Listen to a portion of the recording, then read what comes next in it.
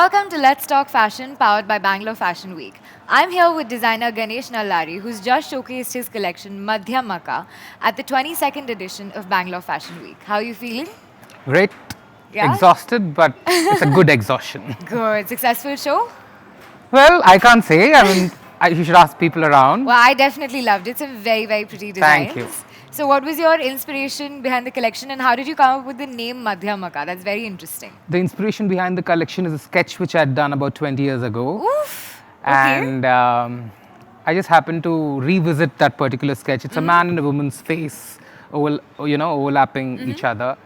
And I think, when you're growing up in the 90s, and you're so conditioned. Everybody around, you only talk about a man and a woman's relationship, right? Yes. It's only now, over a period of time, that we open up to gender Yes.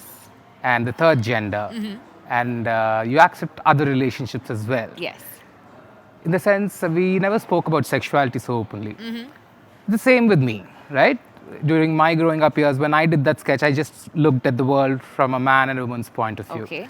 But today, when I came, after 20 years, when I revisit that, when I was developing my mood board, there were two men, there were two women, there was a man and woman. So, complete change Right? in perspective. Yeah. Today, I think that's where I reach. The whole collection, Madhyamaka, is also the state where I am, my mind is. It's an extension of what is there within me.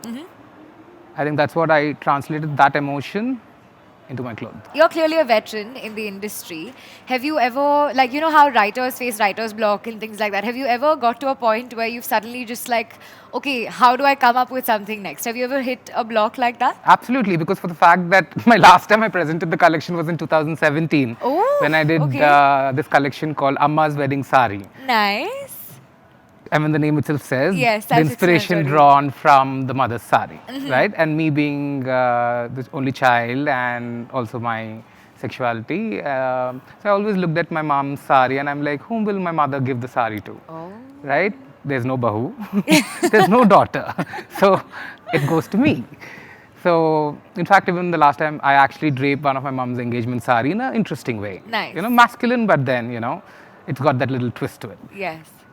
So that's how that collection happened. And now it was, if I have to do something, it has to really hit me somewhere. And the inspiration is something, it need not be something cliche. Like I said, it's more about the emotion or the state of mind, which I've tried to It's translate. how you're evolving as a Yeah. person as well. Yeah, this is not just a fashion collection for me. It's a storytelling. Oh, wow. Yeah. I think that's beautiful. I look at it like that. So you must have been really happy last year when the whole LGBTQ issue is sort of, the entire community was rejoicing. It's a long way to go. There is, but Everybody baby says steps, right? there's acceptance and all, but if you're really giving the acceptance, then give it in totality.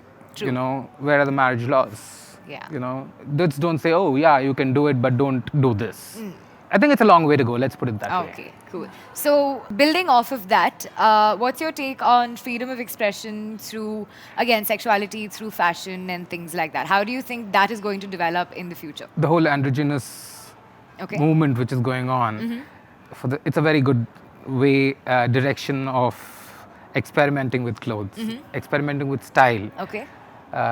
Again, coming back to the Madhyamaka point of view, it's also an expression where you're talking about there being masculine and femininity in every individual. In every individual, yes. Right? That's where you're trying to explore.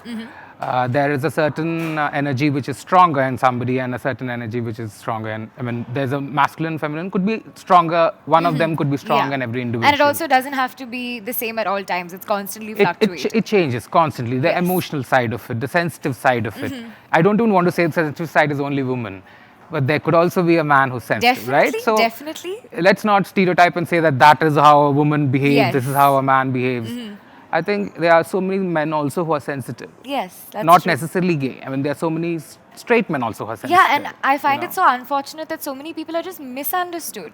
Like they're just trying to express themselves and you're categorizing them, you're stereotyping them under something that's so, I love the fact that we're Just- talking so much more about sexuality, for the fact that is what I wanted to bring about through this collection. I honestly, I love that because for me, I love that people are accepting their bodies, accepting Yes. their sexualities for Yes. what they are and they're not ashamed of it at all. Like I've got Yeah. not too many, but a few friends who are extremely open about their sexuality and they're so proud of it. They're just like, listen, this is who I am. In fact, I envy your, your. I don't want to say your and feel old about it, but I must say this. I mean, the current generation, the millennials, what we're talking about, so much confidence. Yeah. You know, there's always that. I wish I was born in this time, but then I also love the time when I was born. I Yeah. think the whole journey from black and white TV to today LGBT community being accepted. Yeah. It just feels complete. Let's put it that way. Full circle. Full circle. Still just Yeah. not quite full, just a little bit to go in terms of how, again, different generations have to be more accepting of it, let's say, because it's not The just... only thing, talking about time, you know, what has happened, I mean, coming back to the fashion aspect of, you know, Yes. there was 30s, 40s, 50s, 60s, 70s, 80s, 2000. You had very defined styles Yes. of fashion. Yes. After 2000, unfortunately, specific very trends. specific trends. Yes. After 2000, unfortunately, we haven't reached a point where there's a very strong. We are only revisiting. Sort of falling back on Yeah, things that have... we're only revisiting certain Yes. times, but I don't know when that's going to happen. Probably that's where we are all heading. I don't know. Is that what... Is that something that you have in mind to sort of, I wouldn't say instigate, but to sort of start the snowballing effect into a certain direction? It is not about me starting. I don't want to take so much credit for it. But then I'm sure there are a lot of designers working on that. And every creative person, let's put it as a creative person, not just a designer, filmmakers, photographers, artists, painters. I think everybody has an expression. I mean, I could just be one drop in the ocean. True. And I'm happy about it. Yeah, but But it is something that you feel strongly about. I that- feel strongly Okay. about, yeah. Have you always been passionate about design? Is that something that you've been doing from the beginning, or was there something before this? So I'm a trained classical dancer. Oh, nice. So I did classical dance all my childhood. Okay. I did kuchipudi for the longest time. Very and then, nice. 90s medicine and dentistry. I am actually a qualified dentist. Very, very cool. I studied dentistry in Bangalore, in fact. Okay. And I lived in Bangalore for almost I also practiced dentistry. I studied practice dentistry. And then after 2.5 years, I did a whole career switch. What triggered that career switch? I used to Because- paint as a child. Oh, you know? okay. And then I don't know. I really don't have an answer for that question. After even 12 years of being in design, when everybody asks that, I'm like, I don't know. That's such a different field. I'm like, is it? That wasn't a big deal for me. Oh, The okay. thing- I when think you- that's probably because you were always exposed to the artist. Yeah, my mom's an artist. Okay. So I think I just got it from her. Very but it was nice. I never took it easy, you know. Today, today you have it. If I have to sound really This is... blunt, What's today that called? it's become a joke that every rich housewife turns a designer. Okay. So, with due respect, I'm not saying it's a bad thing or a good thing. But then, when I wanted to study design, I knew that there is a skill. Yes. But I didn't want to just let it be like that. I wanted to polish it. So I went to design school. I did my master's in textile design. Very And then I got some experience with retail and export houses. I worked for 1.5 years. Okay. And then I did my second master's. I did my MA fashion in Italy, Okay. in Milan at Domus Academy. All right. In 2007, I came back, and that's when I started my own. Very cool. I love how that journey, like I didn't expect any of these sort of things to come into So play. these are all my storytelling process. That's awesome. So I also do theatre now. So I'm an Very actor. cool. So I actually also have a dancer's background. I'm a contemporary dancer. So it's really fun to also see the other avenues that people have to Yes. pursue despite, Yeah. being in one particular For you, the career next path time initially. you meet me, I'll make a film, and I'll be a filmmaker. Very cool. I'm I sort explore. of interested. I have interest in that area. I've done 2 short films. So let's see. That's nice. So, since you said you have experience with export houses and everything, what is your take on the whole wave of sustainable fashion that's sort of hitting us now? Sustainable fashion, slow fashion, fast fashion. These are terms which probably are given in the industry today. Yes, yeah. But then if you Just look as back, a sort of identification. yeah. But if you actually look back, it was there in our tradition way back. Definitely, You know, yes. it It's was just- about your grandmom's sari Yeah. being given to your mother, your mother giving it to you, right? just passed down through the But I generations. think with lifestyle changes, most women especially probably are not comfortable wearing saris. I don't know. But then again, now if you talk about it, I see a lot of my friends carrying a sari like that, which is a good thing. Yeah. But sustainability has always been a part of our lifestyle in India, at least. Yeah, We all, definitely. whether it was food, leftover food, next day morning curd rice, things like that. Yeah, Things exactly. like that. And even the quilting technique, the old saris all folded and the quilts were made. Yes. These are all techniques which are all part of sustainability, be it food, be it lifestyle. Yes. It was all part of it. Today we're giving terms to these. Yes. Right? Because the names are all in English. Yeah. So it's all coming back to India. But it was always part of us. Yeah, that's true. Yeah. And probably your generation gives it a name, but I grew up with it. So it's True. not a big deal for me. Yeah. For me, that one morsel of rice left is valuable. So I will not waste it. Right? Or give it to somebody. So if I'm going out of the room, I turn off the light. I'll save water. Yes. These are things which I grew up with. So it's not like, oh, I should be. It's not an effort for me.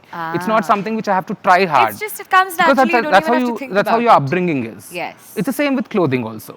Today, even in my studio, after we cut the whole fabric, everything which has fallen down, we segregate everything by color or by fabric. All silks, all yellows, all reds, all oranges go into boxes. Okay. And then we use that in simple details, like probably it's just about the buttons or the piping. I love that. And sometimes it's about doing patchwork techniques. Okay. A lot of things you could do with that, And there was just one random patchwork blouse which we did, and I told the client that you can wear it with multiple saris because there's every color in it. Yeah, multicolor. Multicolor. Because I've always wondered, obviously when you're cutting certain silhouettes from fabric, what happens to the rest of it? Oh, that is my treasure. That's And good that's to know, exactly good to like know. how my mother is also. Sometimes I feel like I think our house is more like one Kavadkana.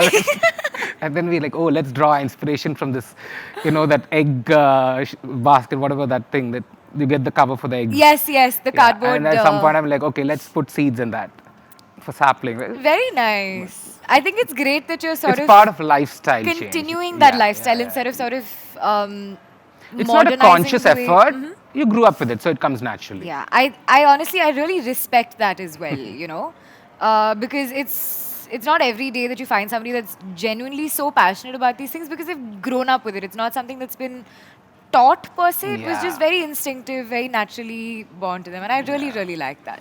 So, would you have anything to say to budding designers who are sort of hesitant to take that leap of faith and start designing or? No, I think it's great for everybody to be an entrepreneur, but only make sure that whatever you do, keep it original.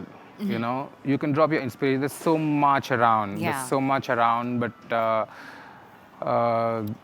whatever field you are in, I think if you do original work, that would be recognized and respected. That's true. Simple. Individuality. Yeah, and individuality matters the most. Thank you so much for joining me today. Namaskaram. This is Deeksha signing off, and I'll see you the next time. So let's talk fashion.